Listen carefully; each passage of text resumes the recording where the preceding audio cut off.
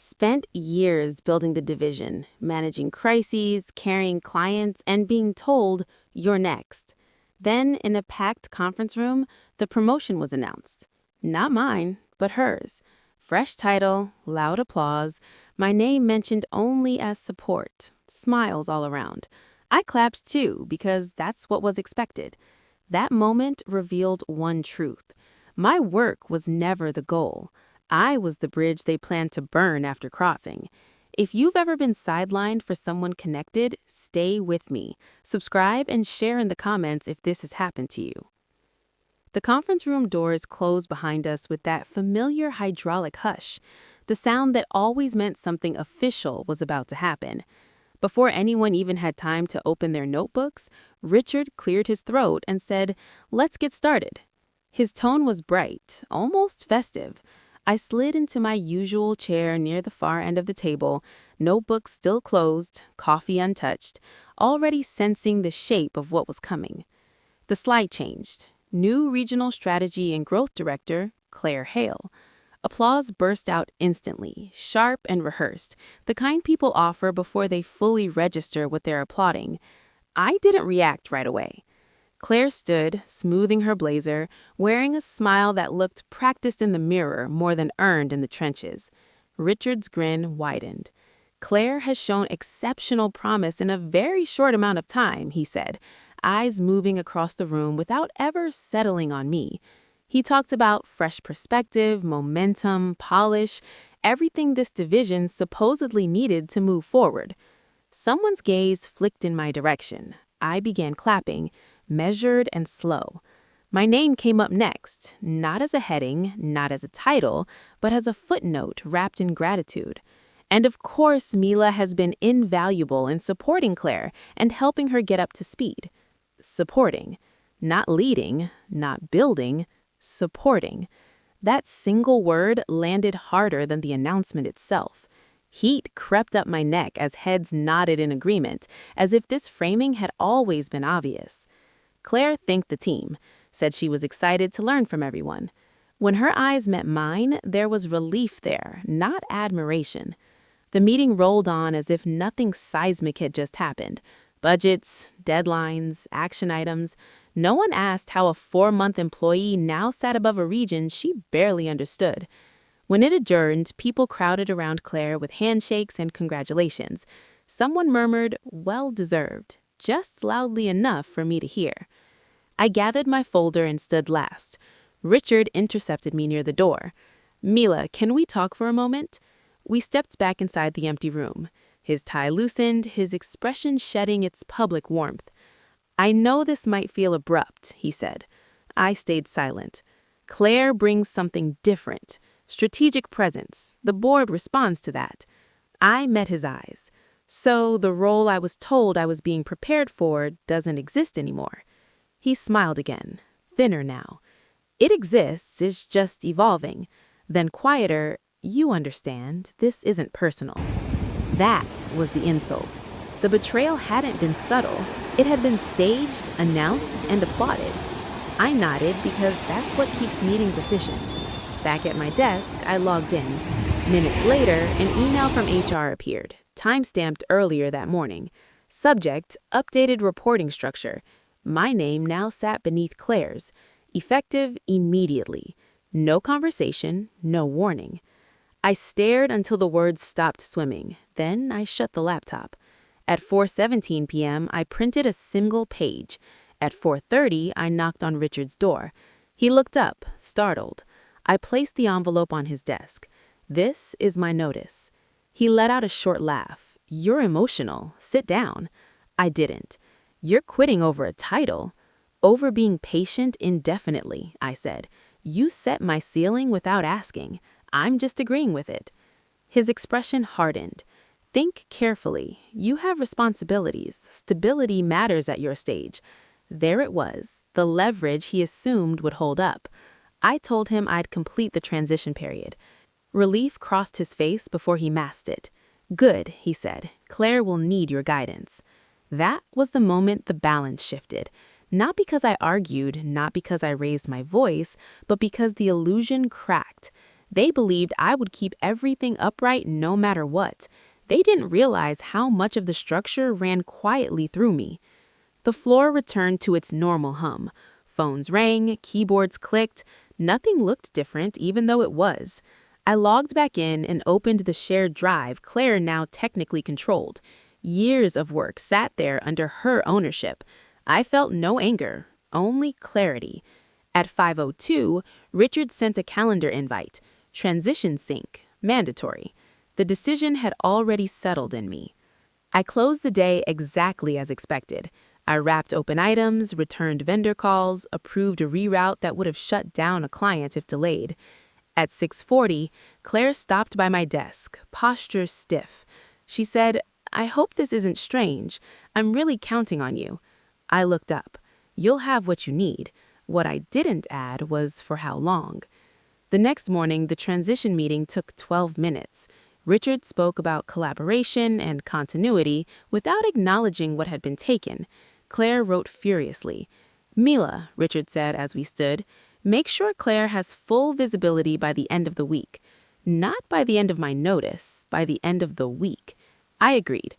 After they left, I started a document listing dependencies, clients who escalated straight to me, vendors who skipped procurement because time mattered, processes that worked only because someone applied judgment instead of policy.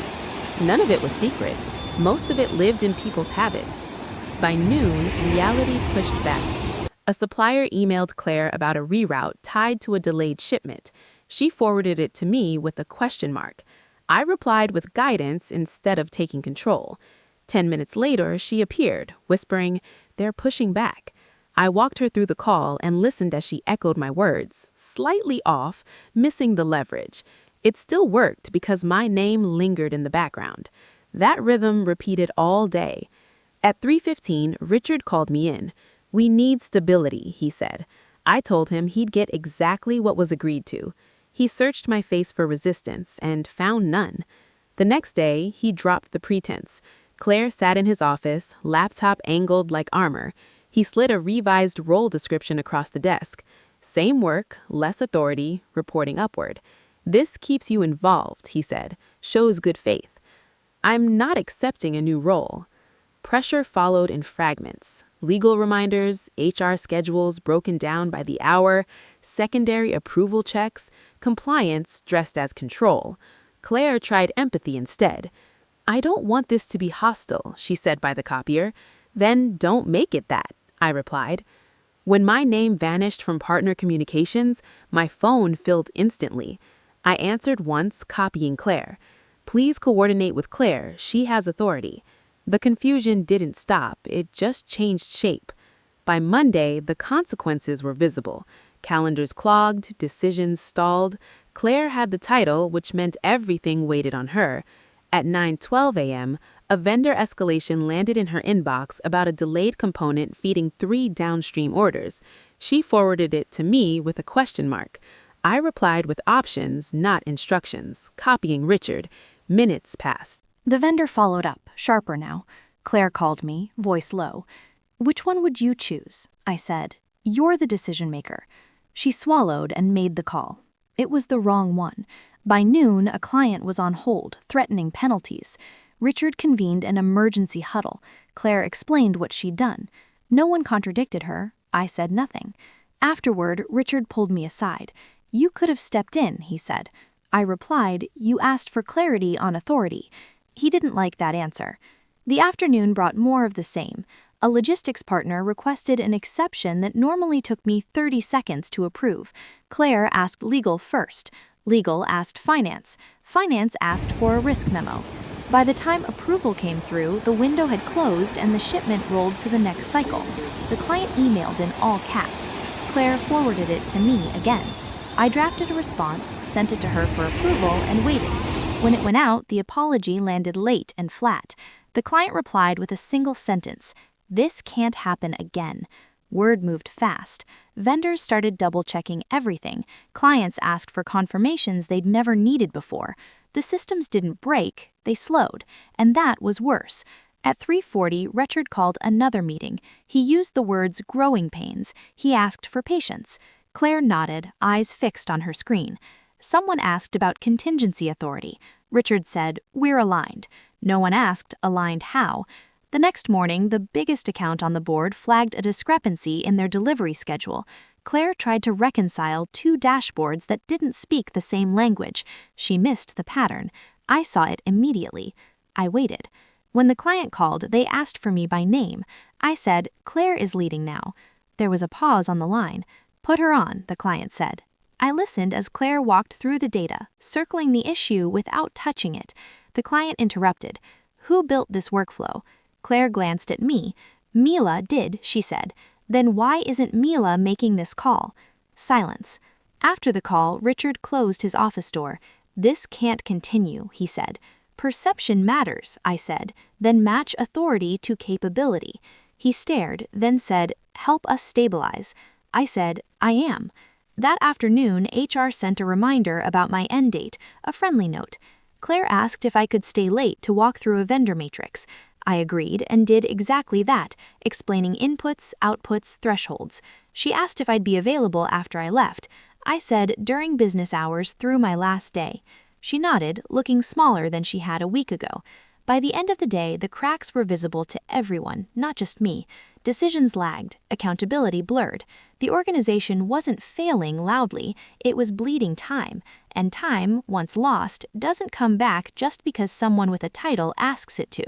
The week compressed into a single long day, where everything urgent arrived at once and nothing moved fast enough. By mid-morning, Claire's calendar was wall-to-wall, and every meeting ended with an action item that landed back in her inbox without a decision attached. A carrier requested a deviation on a weather reroute, time-sensitive and routine. Claire asked finance for cost exposure. Finance asked operations for impact. Operations asked for confirmation from the carrier already waiting. The request expired. An hour later, a different vendor flagged a mismatch between forecast and allocation. Claire scheduled a review instead of approving a temporary release. The line stalled.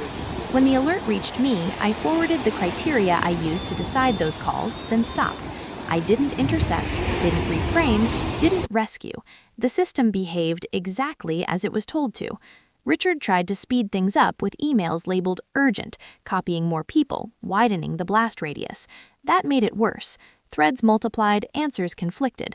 Claire started keeping a running list of questions on a yellow pad, crossing off none of them.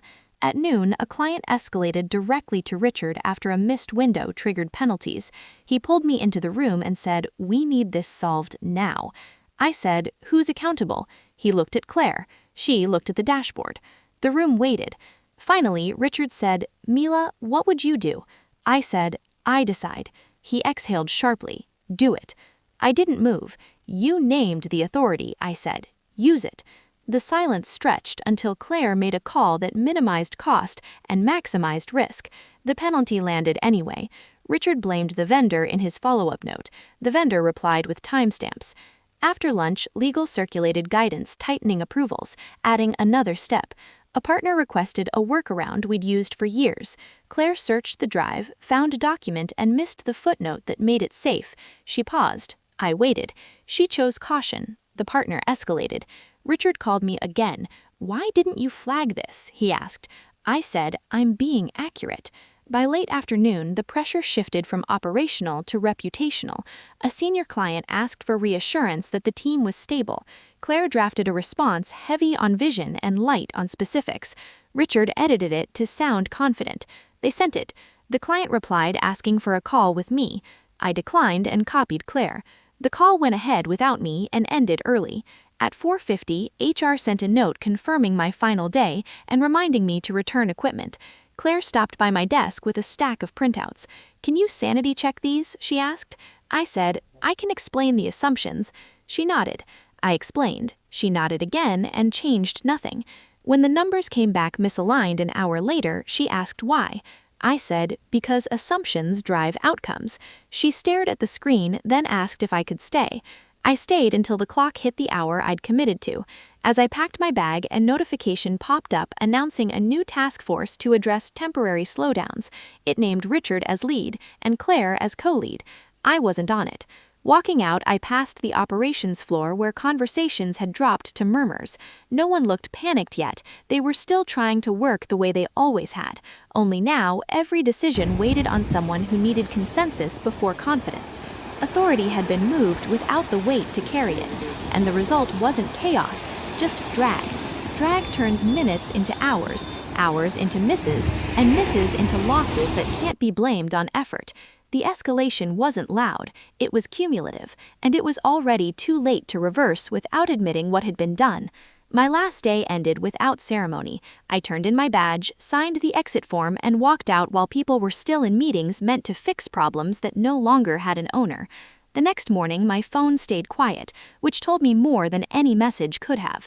It meant the systems were running, just not well. By noon, a former colleague texted asking where a certain approval lived now. I didn't respond. By the end of the week, a vendor I'd worked with for years emailed my personal address asking if I was still available to consult because they couldn't get a straight answer from anyone inside. I replied with a single line, "I'm no longer there."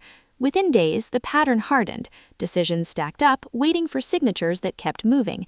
Claire was in back-to-back calls trying to reassure people she didn't yet understand. Richard sent out updates promising alignment and momentum.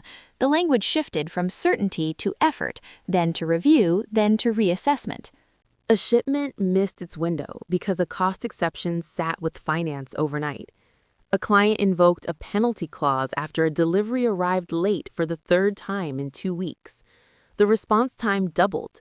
The explanations got longer. None of it fixed the root problem, which was that authority had been placed where judgment hadn't caught up. 2 weeks later, a partner paused new orders pending clarity. That email circulated internally with a dozen people copied and no clear owner. Another client asked to move future volume to a different region temporarily. Richard framed it as a seasonal adjustment. Internally, meetings multiplied. Externally, trust thinned. By the end of the month, the dashboards told a story no one could spin.